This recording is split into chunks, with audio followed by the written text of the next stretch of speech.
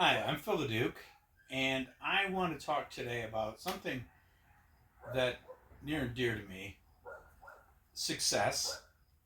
I've mentioned this a couple of times, and a couple little puke bags whined that I didn't give them a step-by-step recipe for being successful. The reason for that, and I've said this numerous times, but people still whine about it, is no one can define success for you.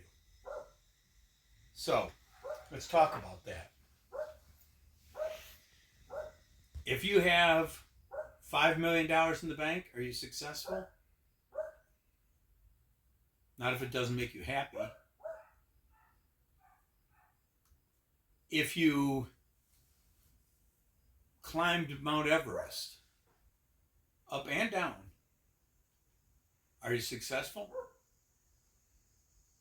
I don't care. If somebody has another resume, I climb Mount Everest. I think, what a dumbass. And if you climb Mount Everest, I think you're a dumbass. Why does a man climb a mountain? It's not because the mountain's there. It's because he's a dumbass. You're the same person that walked up. And think about that. You have to be in top physical shape. You got to be able to take a year off. How many of you can take a year off your job to climb Mount Everest? If you can, stop watching this and go fuck yourself. Because that's not the key to success. It's an achievement. It's something that I can't do. I feel similarly to people who run marathons. That's not success, that's an achievement. So we need to understand the difference between an achievement and success. People have been close to me have been struggling with what they call the sin of pride. Now, I'm no theologian. You probably picked that up when I told you to fuck yourself if you climb Mount Everest. But that might be in the Bible. I don't know. It was translated from ancient Hebrew. Who knows? But probably Mount Ararat or one of those. Not anyway. I digress. But struggling over the sin of pride. In my mind, there's a difference between being satisfied with your accomplishments and feeling good about yourself. And some people would describe that as being proud of yourself for achieving something. But that sin, or however you choose to categorize something, I don't want to make this a religious sermon or a homily, but that that drives you away from success and happiness. Let's just call that, for lack of a better term, sin. The sin of pride is where you say, well, I climbed Mount Everest and you didn't, and therefore I'm intrinsically worth more to the world, to society, because I climbed a mountain and they didn't. Hell, Helen Keller was deaf and blind, and she learned to speak different languages. She was very intelligent. She learned to read Braille. I couldn't do that. Maybe I could, but I wouldn't. And I don't know if Helen Keller was successful. She never climbed Mount Everest. But I think that, again, what I think about Helen Keller's success or lack of success doesn't mean anything. When I was looking at success, my career and my life has had its ups and downs. I had a failed marriage. I lost my job at General Motors when I was encouraged to explore other career opportunities along with 60,000 other workers when they closed 10 plants.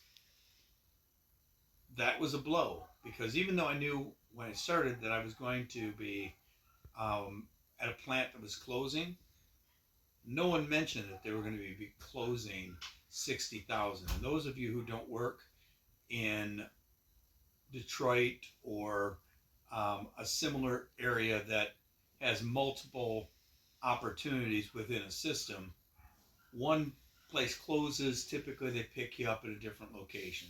You may have a different commute, you may have a longer commute, you may not like your boss, but you still have that job, you're still making a good bit of money. If you hear scratching, that's my dog trying to tunnel her way into the house. Don't worry about it. So I've had my ups and downs.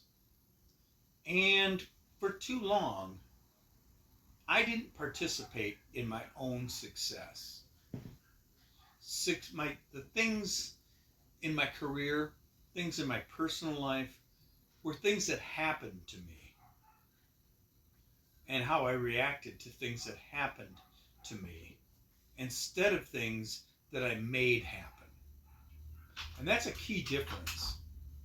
So I was working at a healthcare system, and they were implementing this executive coaching. Well, one of the things that the people who were going to be this executive coach, I want to say it was Blue Mesa, it doesn't matter. I didn't remember it because it wasn't important to me. But had to go through this training process, which involved them doing something like 3,000 hours of training, practice training, or practice sessions. So, a friend of mine, casual friend of mine, Chris, was going through this, and he put out a memo to the entire department of 100 people who would like some free executive coaching. Well, you had to have your boss's approval, and you had to pass a screening process. You had to have an interview with him, and you had to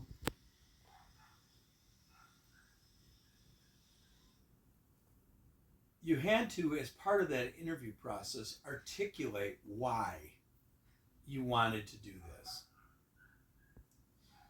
And that was a very challenging system. First of all, my boss and got me out of her hair for 2 hours a month or a week, whatever it was fine by her. Secondly, the interview process, I figured that was going to be pretty easy. I've always interviewed well for jobs and things like that. But what really, I won't say frightened me, but challenged me was why. Why did I want to do this? And that's where I created in my mind through this coaching. It didn't just one day snap into my head. It was an evolutionary process where I created Fierce Vision. Now,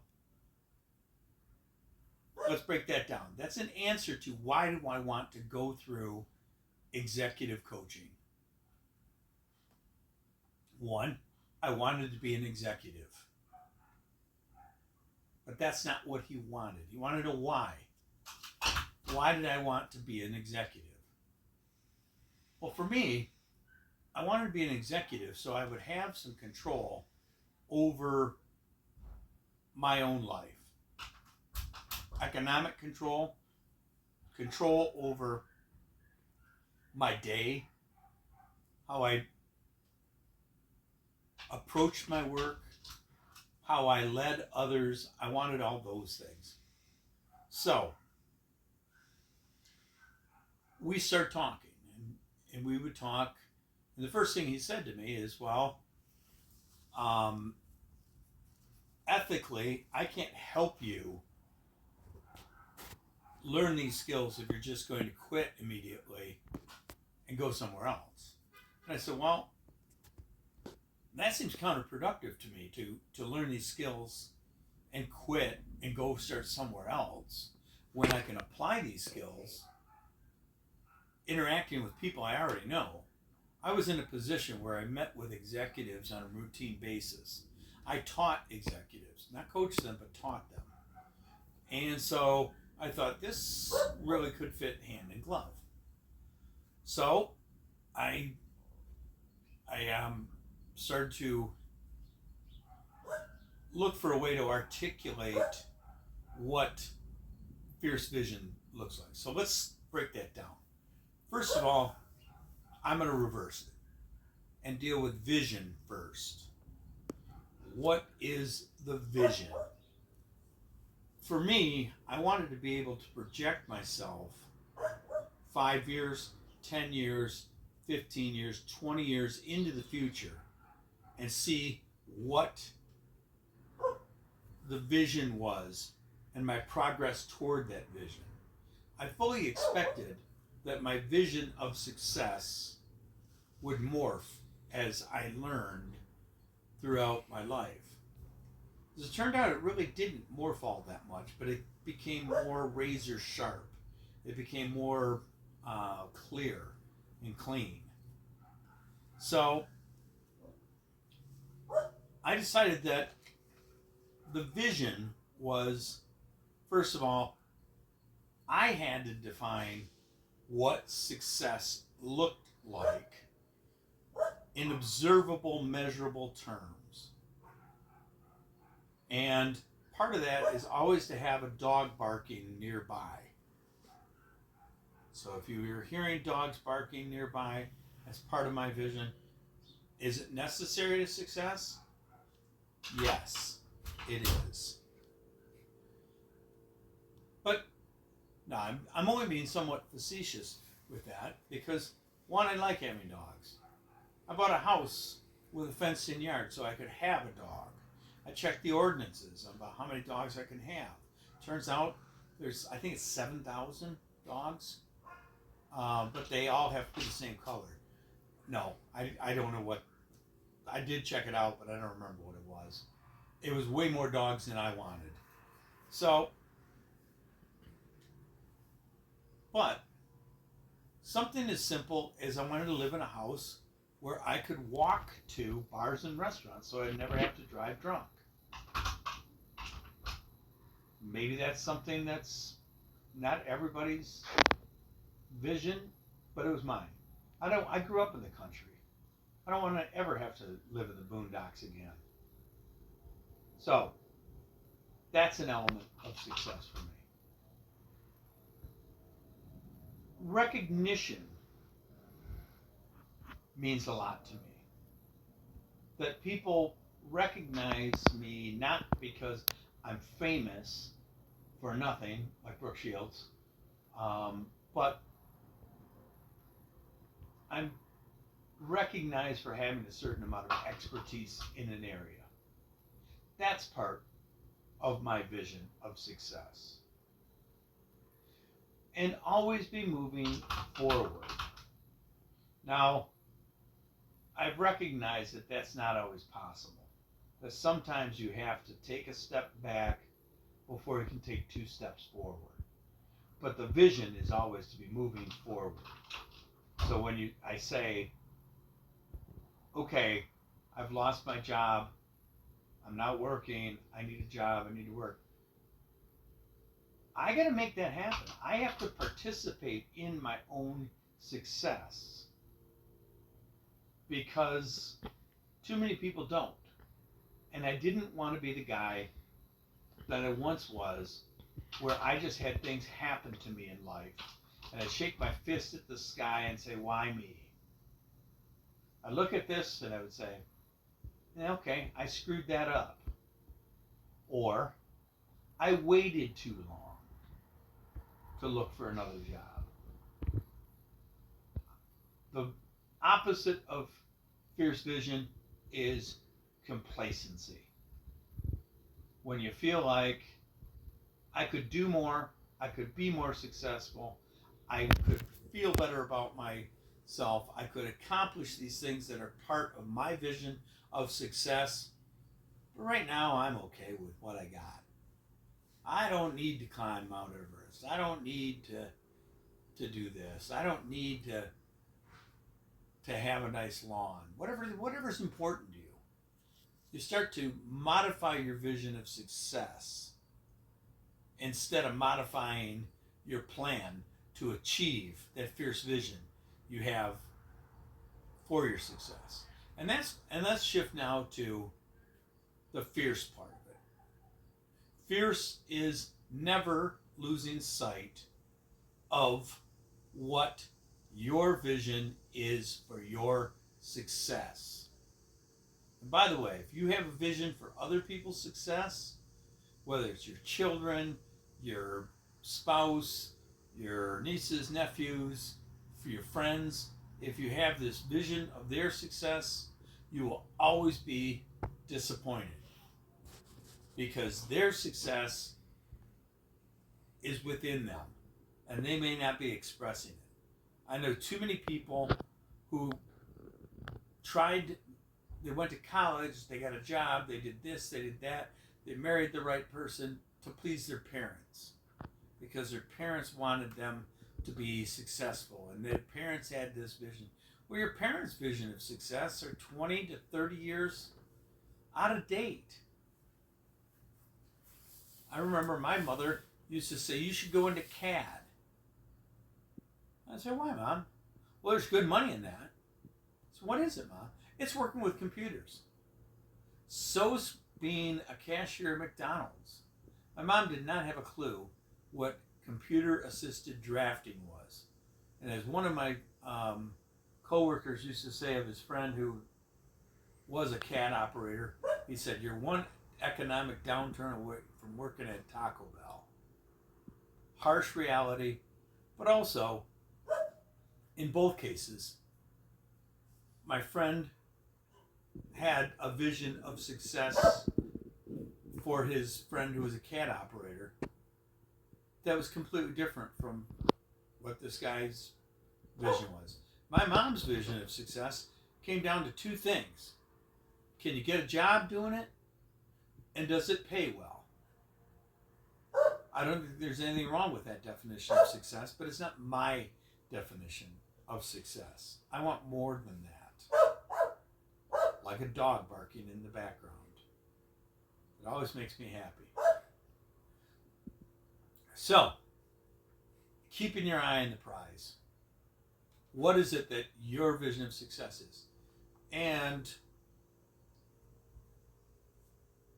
we were examining that before we started shooting today. Success comes from within, and it's that inner peace. The Buddhists believe that all suffering comes from desire. So, using that definition is not far off from what we talked about, which is having everything you want. Having an absence of desire. Having enough. That's when you're successful. So, having that fierce vision means you don't quit. When things don't work out, you pick yourself up, you dust yourself off, and you do what it takes to be successful. I took a course in college, the sociology of the auto industry, which was fascinating. Henry Ford was 40 years old and was cheated out of his life's work, which ultimately became the Cadillac Fleetwood. Imagine being 40 years old back then, which is like the equivalent of being 60, and going on to become one of the richest and most powerful men in the world. Retire, return it over to your son, who dies suddenly, and then taking it over again to teach your grandson how to run this business. That is that fierce vision of success. He was not going to let his age, the fact that he was swindled out of this great idea he had. He came up with another great idea. He wasn't going to be set back by the death of his son. He did all those things because he had a fierce vision of success. Now, there's a lot of things that were wrong with Henry Ford as far as when viewed through today's politically correct lens. But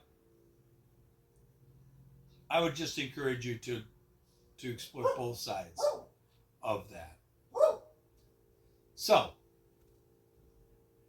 that's my idea of fierce vision. There's more to it. Maybe I'll write a book about it that no one will buy. Thanks. Enjoy life, because unless you're Hindu, you only get one.